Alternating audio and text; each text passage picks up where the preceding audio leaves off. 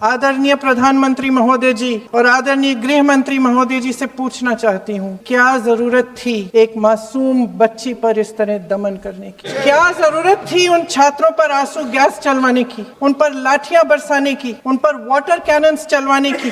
क्या जरूरत थी उन नौजवान लड़कियों को जलील करते हुए उनके कपड़े फाड़ने की, उनको बेरहमी से गंदी तरह पिटवाने की? देश के युवाओं पर पैलेट गन्स और AK-47 चलवाने की क्या आवश्यकता थी?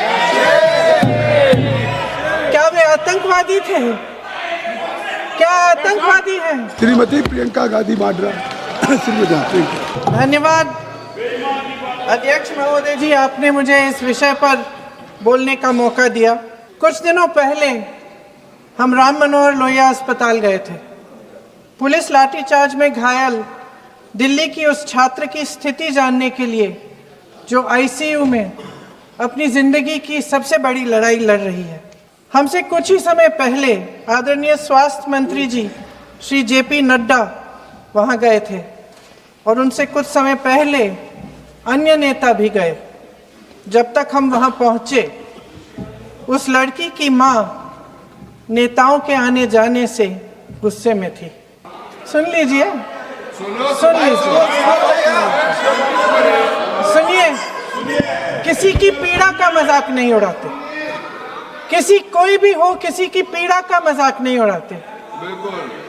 आप संसद में बैठे हैं, निशिकांत जी आप बना रहे हो। जब तक हम वहां पहुंचे, उस लड़की की मां नेताओं के आने जाने से गुस्से में थी। किस लिए आए हो? उसने ICU के दरवाजे के बाहर खड़े होकर हमें पूछा।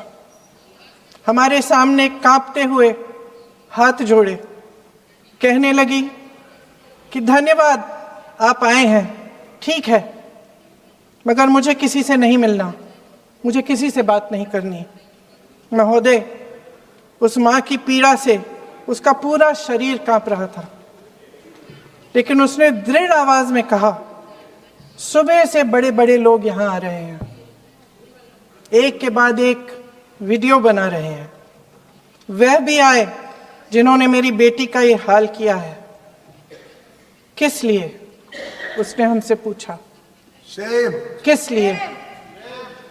मेरी बेटी की बलि तो चढ़ गई है, लेकिन उसे कुछ भी हो जाए तो मैं उसके लिए अपने आप लड़ूंगी। मुझे किसी की मदद नहीं चाहिए, मैं अकेले लड़ लूंगी। महोदय, शायद मुझे यहाँ खड़े होकर सबके सामने ये बात नहीं कहनी चाहिए, मगर उस माँ की गुहार ने मुझे शर्मिंदा किया। उसके दिल के टूटने की वो आवाज़ जो अस्पताल की दीवारों से में गूंज रही थी, मेरे मन में अभी भी गूंज रही है।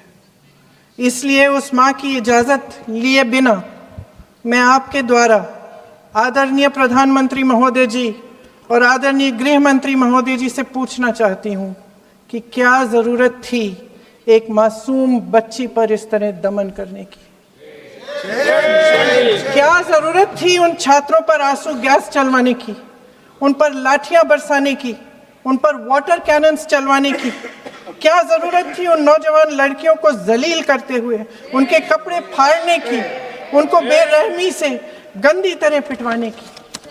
देश के युवाओं पर पैलेट गन्स और AK-47 चलवाने की क्या आवश्यकता थी? क्या वे आतंकवादी थे? क्या आतंकवादी हैं? टेररिस्ट हैं? हाँ, कांग्रेस बोल रही है। हाँ, कांग्रेस बोल रही है। जवाब दीजिए, जवाब दीजिए। कांग्रेस बोल रही है, जवाब मांग रही है, जवाब दीजिए।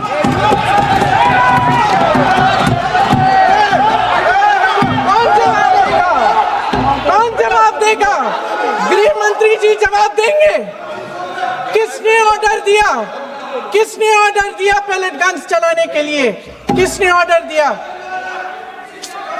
आपके माध्यम से मैं पूछती हूँ अध्यक्ष महोदय, किसने ऑर्डर दिया?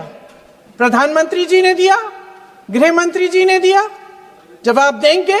पूरा देश पूछ रहा है, सिर्फ कांग्रेस पार्टी नहीं पूछ रही है, पूरा देश पूछ रहा है। अध्यक्ष महोदय, देश के माता पिता पूछ रहे हैं, छात्र पूछ रहे हैं, अध्यापक पूछ रहे हैं, पूरा देश आज ये पूछ रहा है।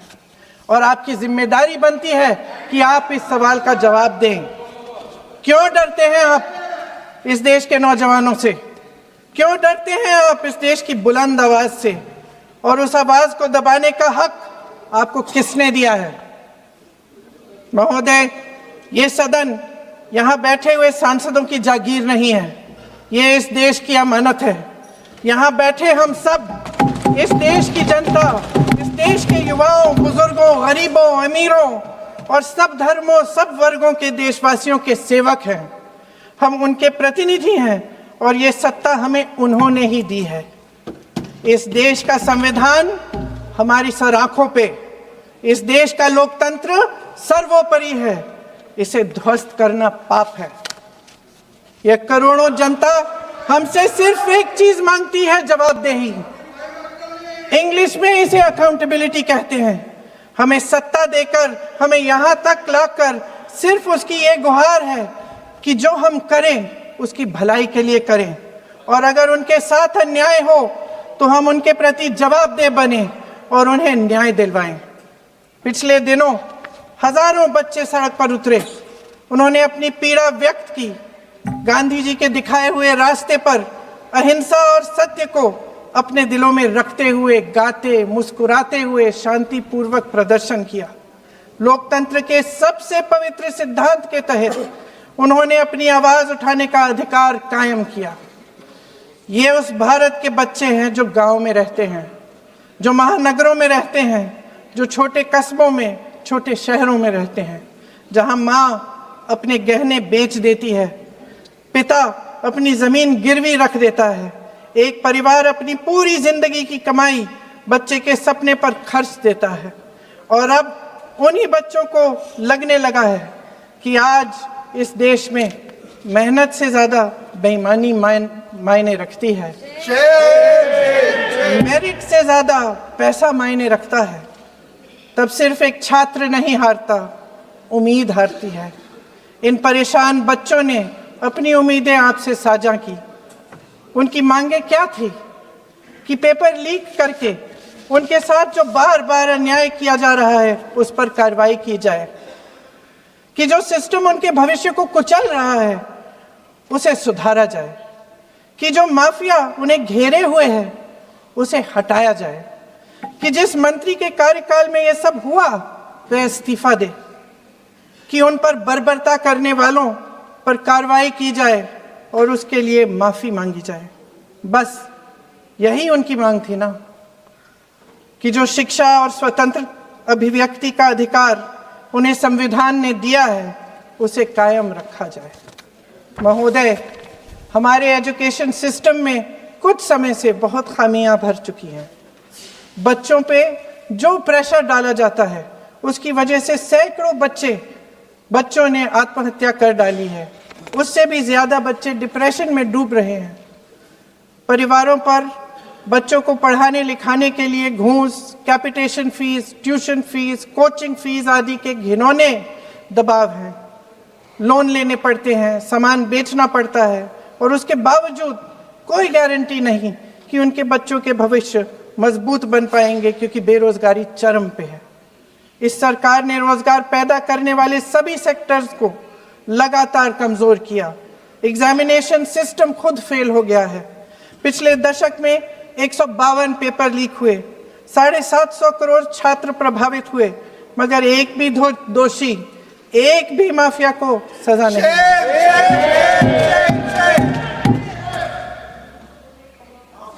हमारे एजुकेशन में आरएसएस के प्रचारकों को भर भर कर उसे खोखला बना दिया है। जबरदस्ती एनटीए बनवाकर सिस्टम का केंद्रीकरण करके उसे और भी उलझा दिया। देश के कुल बजट में, हाँ जी जबरदस्ती, आपने अभी अभी सुना तमिलनाडु के हमारे साथी क्या कह रहे थे। देश के कुल बजट में एजुकेशन बजट की हिस्सेदारी हर साल बढ़ाने की बजाय घटती जा रही है। 1.4 लाख करोड़ रुपया का पूरा बजट एजुकेशन बजट है और 1.32 लाख करोड़ सिर्फ नीट देने वाले 22 लाख बच्चों के परिवारों से हर साल खींचा जाता है। एक और शर्मनाक आंकड़ा भी है।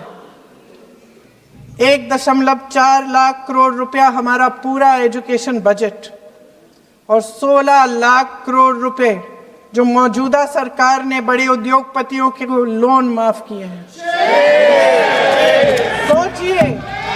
सोचिए कि इस सरकार की प्राथमिकताएं क्या है।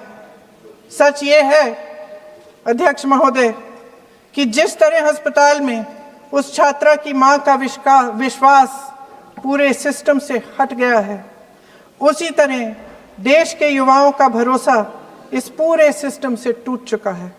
और जब इस तरह देश के भविष्य हमारे युवा निराश होकर सरकार और सिस्टम से अपना भरोसा हटा देते हैं, तो उस भरोसे को फिर से बनाने के लिए सिस्टम के अंदर से जवाब नहीं ढूंढा जा सकता, उसके दायरे से बाहर निकलना पड़ता है, नए सिरे से ठोस प्रयास करने पड़ते हैं। अफसोस की बात यह है अध्यक्ष महोदय कि इतना हो जाने के बाद भी आदरणीय प्रधानमंत्री महोदय जी और उनके साथी इस सच्चाई को समझ नहीं पा रहे हैं। वे अभी भी ये सोच रहे हैं कि पीआर, नैरेटिव चेंज और पालतू मीडिया के सहारे एक बार फिर उनकी नैया पार हो जाएगी। परसों शिक्षा मंत्री जी ने शर्मनाक परिस्थितियों में अपना इस्तीफा दिया और कल यहीं मकर द्वार पर मेरे सत्ता पक्ष के सांसदों ने जिंदाबाद के नारे चिल्लाते हुए उनका संसद में ऐसे स्वागत किया जैसे मानो कोई सुपरस्टार पहुंच गए हैं। विडंबना देखिए महोदय, जब भूतपूर्व शिक्षा मंत्री को मुकुट पहनाया जा रहा था, स्वागत हो रहा था उनका, तब महाराष्ट्र में एक परिवार पेपर लीक पीड़ित अपनी बेटी की आत्महत्या का शोक मना रहा था। आपकी सरकार ने देश के करोड़ों छात्रों को क्या संदेश दिया? आपको किस बात का गौरव है, किस बात का अभिमान है? ये कौन सा अहंकार है? जहां आंखों में शर्म होनी चाहिए वहां बेशर्मी और स्वागत के नगाड़े बजाए रह रहे हैं। एक तरफ मातम है, दुख है, यहाँ फूल माला डाल रहे हैं। कोई आप पर कैसे यकीन करे? प्रधानमंत्री महोदय जी ने नया शिक्षा मंत्री चुना, एक ऐसे व्यक्ति को इस पद पर आसीन किया जिसने एक गर्भवती महिला के बलात्कारियों की रिहाई पर अपनी सहमति व्यक्त की